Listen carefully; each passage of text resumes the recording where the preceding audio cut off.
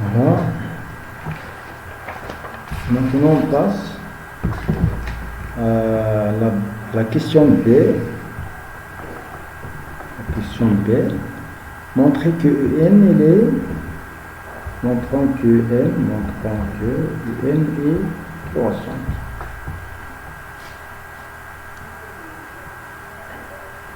Alors déjà UN, on peut, une indication, on peut utiliser la question 4B. La question 4B. Question 4B, voilà, c'est la position relative du delta avec la courbe et la courbe C de F. Alors, qu'est-ce qu'on a? Voilà, N il est compris entre alpha et 1.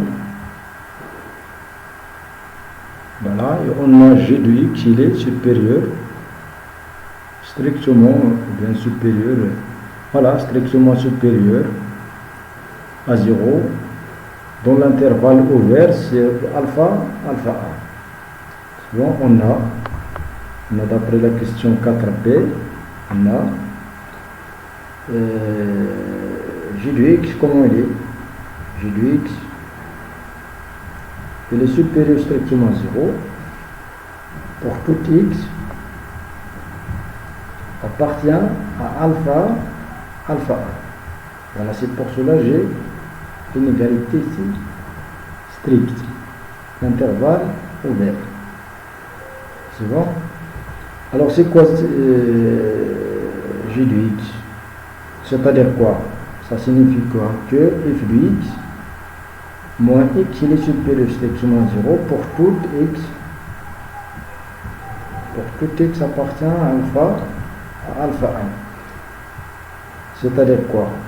C'est-à-dire f de X il est supérieur strictement à X pour tout X dans l'intervalle ouvert 0 alpha 1.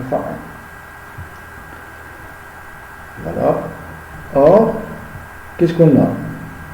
On a U de N il est compris strictement entre alpha et 1 pour tout N. Pour tout N dans N. Voilà, UN c'est un réel. C'est un réel, donc on remplace ici X par UN. Donc on aura f de N, il est comment? Il est supérieur strictement à UN. Voilà pour tout N. Tout N dans N. C'est-à-dire quoi? C'est-à-dire, c'est quoi f de N? C'est UN plus 1. Donc UN plus 1 est supérieur strictement à UN. Voilà, donc pour tout N dans N, on a UN plus 1 il est supérieur à UN, donc UN est croissant. Voilà, soit large, soit strict, donc N il est croissant. Maintenant, on passe à la dernière question dans ce problème. Voilà. Question C. On déduire que la suite N est convergente et calculer sa limite. Voilà. Déjà, on a, alors, pour répondre à cette question-là, on dit que on a N est croissante. Croissante de plus, il est quoi? Il est majoré. Il est majoré par 1. Donc, d'après le théorème pour la convergence monotone, il converge. Donc, UN converge. Convergente, converge vers une limite réelle, L, qu'on va l'appeler L appartient à L. C'est bon? Et calculer sa limite. Alors, il faut déterminer cette limite-là. Voilà qu'est-ce qu'on va faire pour déterminer cette limite. On a un résultat qui est très important, celui-là. Voilà le résultat qu'on va utiliser. Le résultat qu'on va utiliser, il est parti de suite.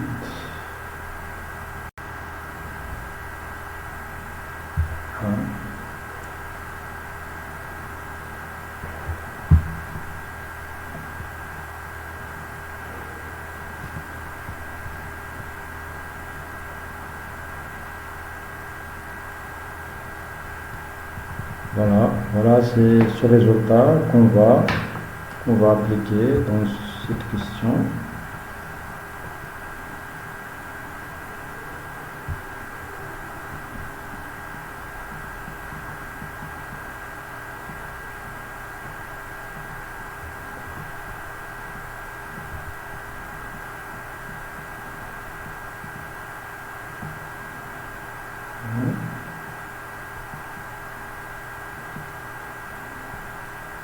Le résultat qu'on va appliquer, c'est celui-là.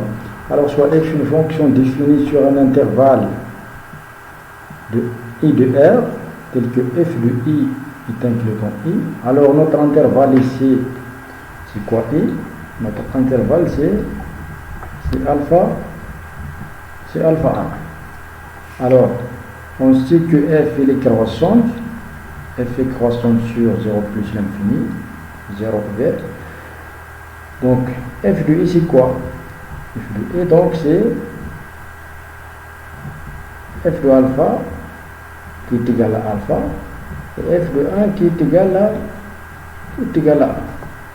Donc, f de i, il est inclus ou égal à i. C'est bon?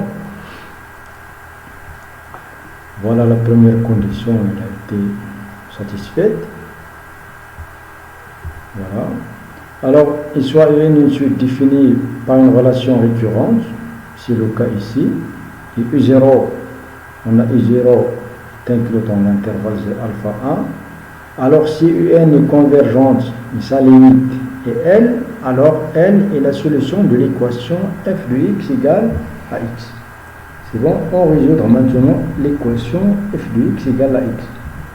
Alors, f de x est égal à x. Ça équivaut à dire quoi?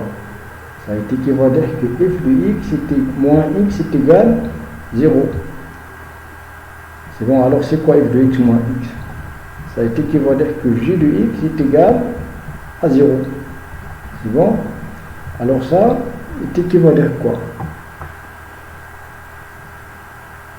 Alors si nous revenons à notre énoncé,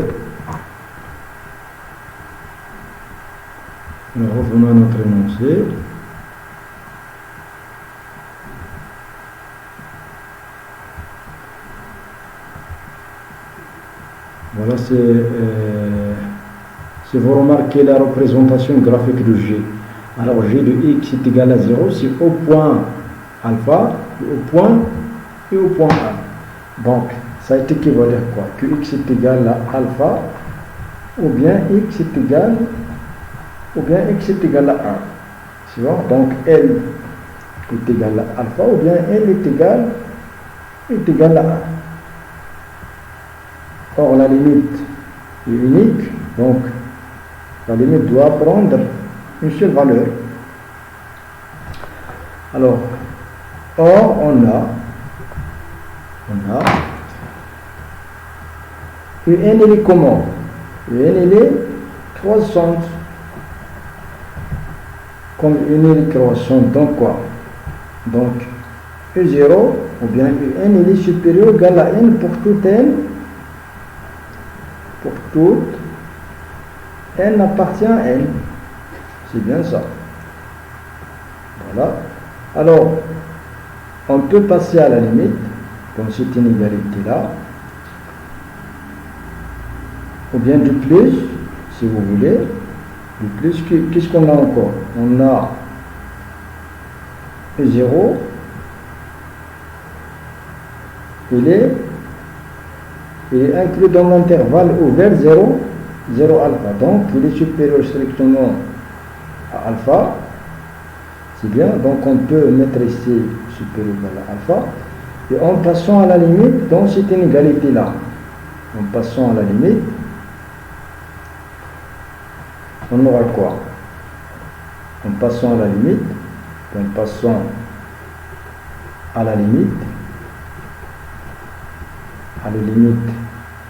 je mets cette relation pour toute n, je mets cette relation étoile.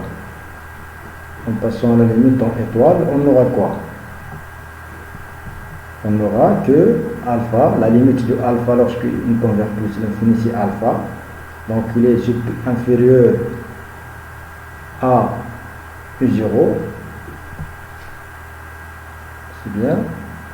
Inférieur ou égal à la limite de n qui est égale à n. C'est bien. Pourquoi l'inégalité ici reste stricte, même si on a passé à la limite, parce que alpha c'est un nombre réel et un c'est un nombre réel. Donc même si on a passé à la limite, l'inégalité reste stricte. C'est bon. Donc on a n est supérieur strictement à alpha. C'est-à-dire quoi? C'est-à-dire n il est différent de alpha. Voilà. Conclusion, n, la limite de n, c'est, lorsque n tend vers plus l'infini, c'est 1. Voilà, terminé avec ce problème.